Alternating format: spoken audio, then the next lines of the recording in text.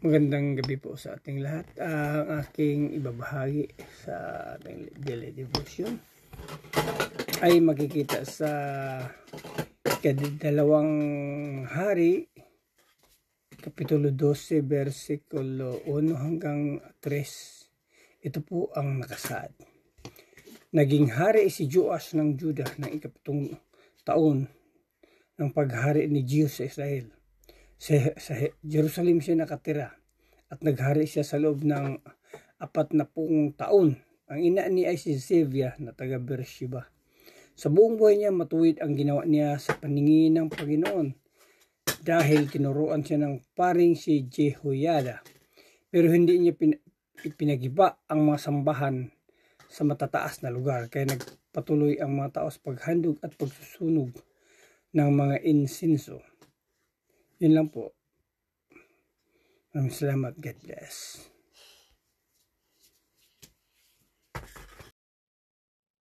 Magandang gabi po sa ating lahat. Ngayong gabi po ang ating babasahin ay manggagaling sa ikalawang mga hari, chapter 12, verses 4 to 6. Minsan, sinabi ni Joas sa mga pari, ipunin nyo sa templo ang salaping ibinayad kaugnay ng mga handog, ang bayad para sa mga karaniwang handog at ang salaping ibinigay ng kusang loob. Ang salapi ay tatanggapin ng bawat pari mula sa mga tao upang gamitin sa pagpapaayos ng anumang sira sa templo. Ngunit 23 taon nang naghahari si Joas ay wala pang naipapaayos sa templo ang mga pari. Yun lang po. Amen. Isang pagpalang gabi po sa ating lahat. Ang aking pong babasahin ngayon ay mula sa libro ng ikalawang hari, chapter 12, verses 7 to 9. Kaya ipinatawag ni Haring Joash si Jehoiada at ang iba pang mga pari at tinanong, bakit hindi pa ninyo na ipapaayos ang templo? Simula ngayon, huwag na ninyong gagastusin ang mga pera para sa sarili ninyong pangangailangan. Dapat gastusin ito sa pagpapaayos ng templo. Pumayag ang mga pari na hindi na sila ang mangongolekta ng pera sa mga tao at hindi na rin sila ang magpapaayos ng templo.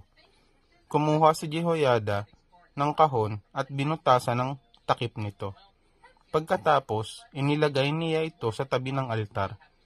Sa gawing kanan, papasok sa templo ang Panginoon.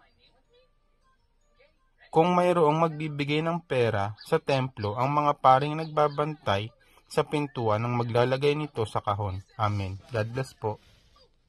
Magandang gabi po sa ating lahat. Ang babasahin ko po ngayon ay mula po sa Book of 2 Kings chapter 12, verse 10 to 12. Kapag puno na ang kahon, binibilang ng kalihim ng hari at ng punong pari ang pera at inilalagay nila ito sa mga lalagyan. Pagkatapos, ibibigay nila ang pera sa mga tao na namamahala sa pagpapaayos ng templo. Ito ang ibinabayad nila sa mga nagtatrabaho sa templo ng Panginoon, ang mga karpintero, mga mason at iba pang mga manggagawa. Ito rin ang ginagamit nilang pambili ng kahoy at mga hinating bato para sa pagpapaayos ng templo ng Panginoon. Binabayaran din nila ang iba pang mga gastusin sa pagpapaayos nito. Amen. God bless po. Magandang gabi po sa ating lahat. Ang aking isi-share sa gabing ito ay makikita sa Kadalawang Hari, Kapitulo 12, 13 hanggang 15. Ito po ang nakasaad. Hindi ginamit ang perang dinala sa templo sa paggawa ng mga pilak na planggana, mga panggupit ng mitsa, ng mga ilaw, mga mangkok, mga trumpeta o kahit anong gamit na ginto o pilak para sa templo ng Panginoon. Ibinayad ang pera sa mga manggagawa ng templo at sa mga materyales. Hindi na sila hinihinga ng listahan kung paano ginastos ang pera dahil tapat at mapagkatiwalaan sila. Ilan po. Salamat. God bless. Hello po, good evening. Ang aking Bible verse for today is from 2 Kings chapter 12 verses 16 to 18. Ang salaping mula sa handog na pambayad ng kasalanan at ang salaping mula sa handog para sa kapatawaran ng kasalanan ay hindi na inilalagay sa kaban sapagkat nakalaan iyon para sa mga pari. Nang panahong iyon, ang lungsod ng Gath ay sinalakay at sinakop ni Hazael na hari ng Syria.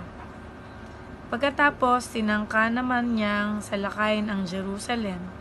Kaya, kinuha ni Haring Joas ang mga kaloob na nalikom ng mga ninuno niyang sina Jehoshaphat, Jeroham at Ahazias na naging mga hari ng Juda, pati na rin ang mga kaloob na kanyang nalikom. Kinuha rin niya ang mga ginto at pilak sa kabang yaman ng templo at ng palasyo at ipinadala kay Haring Hazael. Dahil dito, hindi na sinalakay ni Hazael ang Jerusalem. Ang mabuting balita ng ating Panginoon. God bless! So muli po, isang mapagpalang araw po muli sa ating lahat. Tayo po muli ay narito po muli upang magpatuloy sa ating devotion na ginagawa sa bawat araw. At ito po isang favor ng Panginoon. At dito po sa 2 Kings chapter 12 verse 19 to 21 ang itinalaga po sa atin. Makikita po natin sa talatang ito yung pagtatapos ng paghahari ni Joas. Bagamat nagsimula po siya doon sa paggawa ng tama doon sa paningin ng Diyos sa tulong po ng kanyang saserdote, yung saserdote na si Jehoiada ay kalaunan ay lumitin po siya ng maling landas nung namatay po yung saserdote. So dito po natin makikita yung kahalagahan na dapat ay maging tapat tayo sa Diyos hanggang sa wakas. Hindi sapat yung maganda lang yung ating simula tapos sa huli ay hindi na maganda, hindi naging maganda. Kaya kailangan po na manatili po tayong matuwid at tapat sa Diyos habang buhay. Iwasan din po natin yung ating pag-asa o yung ating buhay ay nakadepende po ito dun sa tao. So nakikita mo natin yung buhay ni Joas dito, Nung namatay po yung saserdote na si Jehoiada, ay kumbaga po nawala rin siya dun sa maayos na paglilingkod. Nawala din po siya dun sa maayos na pamumuno, At ibig sabihin, nakadepende yung kanyang pamumuno dun sa gumagabay sa kanya. Kaya dapat talaga ang maging patnubay natin, ang dapat na gumabay sa atin, maging counselors natin sa ating buhay, dapat ito po ay ang Panginoon. Sapagkat kapag ang Panginoon ang iyong counselor, kapag ang iyong Panginoon ang gumagabay sa iyo, ay ang bawat desisyon na gagawin mo, ito ay garantisado at kaaya-aya. Sapagkat yung Diyos na patnubay sa iyo, ay siya ang nakakaalam ng future ng bawat isa. So, purihin po ang Panginoon at marami po tayong matutunan sa 2 Kings chapter 12. So, God bless everyone. Ang Panginoon po muli ang mapupurihan. God bless.